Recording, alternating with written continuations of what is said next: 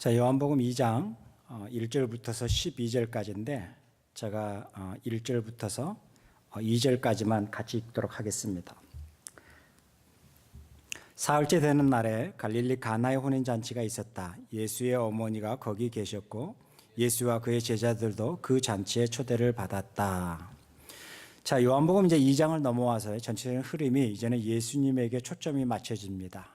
1장에서는 세례 요한에게 초점이 맞춰졌다고 한다면 2장으로 넘어와서는 이제는 예수에게 초점이 맞춰집니다. 그것은 뭐냐면 이제 예수님의 사역에 대해서 요한이 구체적으로 기록하겠다라고 하는 저자의 의도가 있다라는 것을 알 수가 있겠죠. 다른 복음서와는 다르게 마태라든지 마가라든지 누가복음과는 다르게 이 요한복음에만 있는 것이 가나 혼인잔치입니다.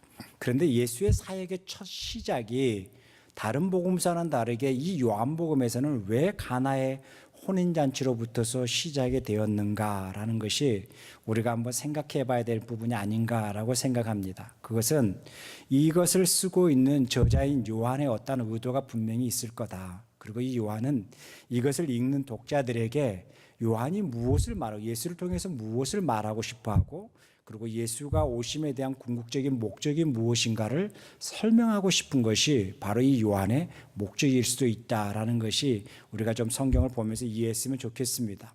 왜냐하면 요한복음 전체의 기록의 목적이 결국은 모든 사람이 이 책을 읽는 사람이 예수 그리스도를 통해서 구원을 얻는 것 그리고 단순히 예수가 유대인의 한 사람이 아니라 하나님의 아들이라는 것을 알게 하는 것이 요한복음을 기록한 목적이라고 이야기한다면 결국 이 요한은 다른 거와 다르게 이 예수님의 사역의 첫 번째를 가나 혼인잔치부터 시작하는 것 또한 이 혼인잔치를 무엇을 설명하고 싶어 하는가에 대한 의도와 목적이 있지 않겠는가라는 것을 우리가 한번 생각해 봤으면 좋겠다라는 것입니다. 자, 1절과 2절에 보면은 예수님이 나오고요. 그 다음에 그의 제자들이 나오고요. 그 어머니가 나옵니다. 그런데 장소가 어디냐라고 하면 1절에 보면 그렇게 이야기합니다. 갈릴리 가나의 혼인잔치라고 이야기합니다. 갈릴리 가나에서 한 혼인잔치가 있는데 그것은 어머니뿐만 아니라 예수님과 그의 제자들도 초대받았다라고 성경이 기록하고 있습니다. 그것을 이야기하는 의미는 예수님 또한 그 제자들 또한 그리고 그 어머니 또한 이들과 같은 관계 속에서 같이 살아왔던 사람일 수도 있고 서로가 아는 사람이었을 거라는 것을 우리가 추측할 수 있다는 것입니다. 그런데 3절에 보면 그런데 포도주가 떨어지니라고 이야기합니다. 이 잔치에서 가장 중요한 게 뭐겠어요? 그 문화 속에서 히브리 민족적인 문화 속에서는 포도주겠죠. 이것은 동일하게 우리 민족도 그러지 않겠어요? 잔치에서 가장 중요한 게 뭐겠어요? 우리도 뭐 시골에서 잔치를 보면 항상 그 시골에는 막걸리, 뭐 술, 소주 이런 게 있었잖아요. 그 잔치에서 가장 중요한 게 음식도 음식이지만 더 중요한 게 그 사람들을 즐겁게 하는 술이 중요하겠죠. 이 가나의 혼인잔치도 마찬가지지 않겠어요? 모든 사람들이 즐거워야 되고 기뻐해야 되고 축복해 줘야 될 그 잔치에 가장 중요한 포도주가 떨어졌다라고 3절에 시작을 하고 있습니다. 그러고 난 다음에 4절과 5절에 보면 마리아인 어머니와 예수의 대화가 있고 그 다음에 5절과 6절 가운데 보면 그 예수께서 말씀하시고 그 종들이 항아리에 물을 채우는 사건이 나옵니다. 그리고요 8절과 9절에 보면은 이제는 그 잔치의 포도주가 뻔히 떨어져 있음에도 불구하고 항아리에 물을 채우고 그 항아리의 물이 포도주가 변하는 사건인데 그 일하는 사람들이 항아리에서 물을 떠서 그 잔치에 있는 사람들에게 주었더니 그 사람들이 어떤 말을 하고 있는가에 대한 이야기가 있습니다. 자, 비트윈 사이에 우리가 알아야 될 게 뭐냐면 분명히 예수님은 목적이 있었겠죠. 이 항아리에 물이 포도주가 되겠다라고 하는 예수님의 목적이 있었겠죠. 그와 반면에 그 일꾼들은 그 의미도 몰랐겠죠. 그냥 거기에 따라서 순종했겠죠. 그런데 거기에 대한 반응하고 있는 사람들을 보면은 우리가 알기로 보면 이렇게 나와 있습니다. 거기에 반응을 보면은 9절에 잔치를 맡은 이는 포도주로 변한 물을 맛보고 그것이 어디에서 났는지 알지 못하였으나 물을 떠온 일꾼들은 알았다라고 이야기합니다. 그래서 잔치를 맡은 이는 신랑을 불러서 그에게 말하기를 누구든지 먼저 좋은 포도주를 내놓고 손님들이 취하게 하는데 덜 좋은 것을 내놓는데 그들은 이렇게 좋은 포도주를 지금까지 계속 남겨두었구려라고 이야기합니다. 자, 여기서 남겨두었다라는 것은 어디다가 숨겨두었다가 꺼냈다라는 게 아니라 그대는 어떻게 좋은 포도주를 처음부터 시작해서 계속적으로 좋은 포도주를 우리에게 더 좋은 포도주를 줄 수 있느냐라는 의미로서 우리가 해석을 했으면 좋겠습니다. 그리고 난 다음에 11절과 12절에 보면 11절에 예수께서 이 첫 번 표징을 갈릴리 가나에서 행하였다라고 이야기하고 있고 자기의 영광을 드러내시니 그의 제자들이 그를 믿게 되었다라고 이야기됩니다. 자, 여기에 보면 11절에 보면 예수께서 첫 번째 표적이 가나의 혼인잔치라고 이야기하고 있고요. 그 다음에 제자들이 그 모습을 보고 그런 일들을 보고 사건을 보고 그를 믿게 되었다라고 이야기하고 있습니다. 자, 그것이 12절까지 전체의 내용입니다. 그런데 우리가 여기서 두 가지를 한번 짚고 넘어가자고요.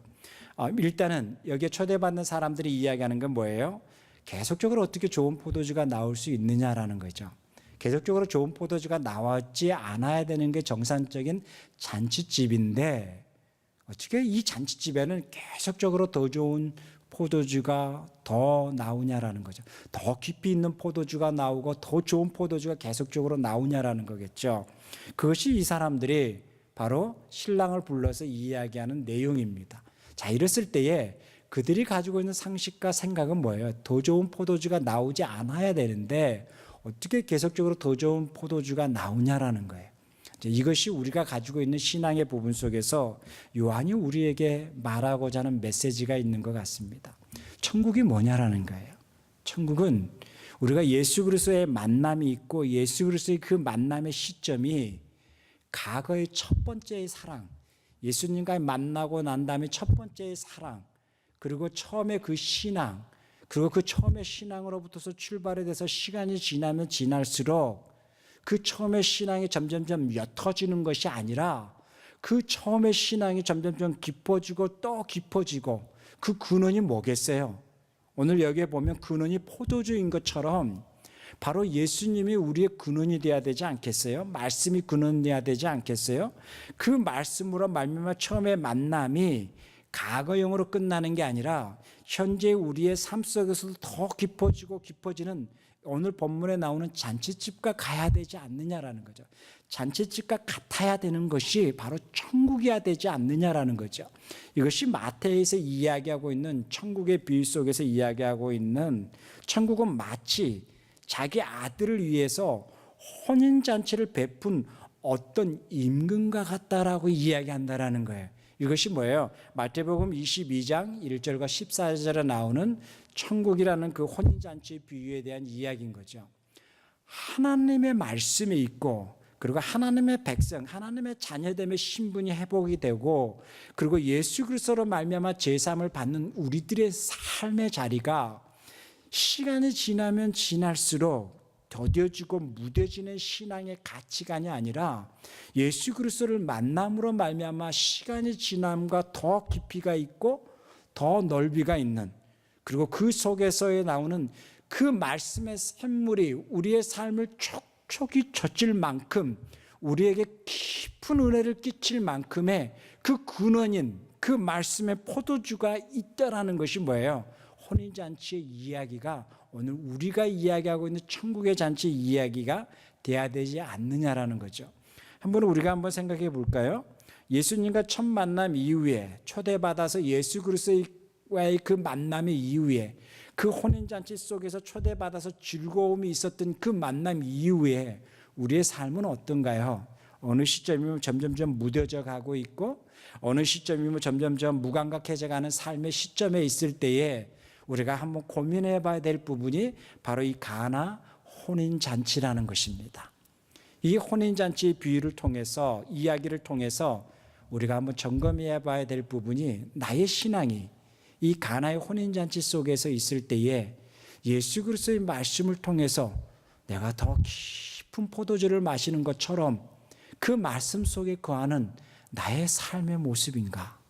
그리고 이 말씀에 거하는 나의 삶의 모습이 세상의 육신에 취해서 살아가는 것이 아니라 말씀에 취해서 살아가고 있는 나의 모습인가? 라는 것을 우리가 한번 생각해 봐야 된다는 거예요. 그러한 삶의 모습들을 생각해 보면서 지금 나는 어디에 서 있는 것인가? 어느 시점에서 이제는 그 말씀이 나에게 무뎌지기 시작하고 흥미가 없고 관심이 없고 나의 관심의 초점은 세상에서의 즐거움, 세상에서 번뜩번뜩거리는 것에 대한 내 관심의 초점이 있지 않는가? 이것을 우리가 한번 점검해 보자라는 거예요. 그래서요, 우리의 취함이 세상 속에 취하는 삶인가? 아니면 하나님의 말씀에 취해서 살아가는 삶인가? 그리고 그 말씀이 우리의 삶을 충분히 다스리고 있는 그 삶의 자리에서 우리가 그 잔치집의 모습으로 우리의 삶을 살아가고 있는 것인가? 이것이 한번 점검해 봐야 될 대상이 된다는 거죠. 그리고 이 가나의 혼인잔치는 요한복음을 기록했던 요한의 저자의 의도처럼 우리의 삶의 출발이 바로 말씀에 취해서 가고 있느냐, 아니면은 세상에 취해서 가고 있느냐라는 것이 우리의 삶에서 한번 점검해 봅시다 라고 하는 저자의 의도가 있지 않을까라고 생각을 합니다. 우리 성도들 삶이 지치잖아요. 애 키우면서도 삶이 지치고, 어느 때는 지지고 볶고 삶도 지치고, 직장에서 끊임없는 우리들의 삶이 지치잖아요. 그 속에서의 지친 삶 속에서 여러분 무엇으로 그 지친 삶을 회복하십니까? 여러분은 어떤 것으로 그것이 회복돼서 다시 즐거움과 기쁨의 삶으로 자리로 나갈 수가 있습니까? 예수 그리스도의 깊이 만난 사람은 우리를 회복할 수 있고 우리를 다시 한번 말씀에 취하게 할 수 있는 근원은 바로 우리의 삶의 자리가, 우리의 삶의 초점이 세상에서의 초점을 찾는 것이 아니라, 초점을 맞춰서 가는 것이 아니라 바로 이 말씀에 초점을 맞춰서 살아갔을 때에 우리가 다시 한번 말씀에 취하면서 살아갈 수 있는 삶이라는 것입니다. 여러분 이 말씀을 꼭 잊지 마시고 우리가 또 시작하는 그 하루하루가 말씀의 초점을 통해서 말씀에 취하면서 살아갈 수 있는 우리 성도들의 삶의 자리가 되었으면 합니다. 기도하겠습니다. 하나님 아버지 감사합니다. 우리에게 은혜 주셔서 우리 성도들 한 사람 한 사람이 삶의 자리가 주의 말씀을 붙들고 갈 수 있는 삶의 자리 될 수 있도록 인도하여 주시기를 원합니다. 감사합니다. 예수님의 이름으로 기도하옵나이다. 아멘.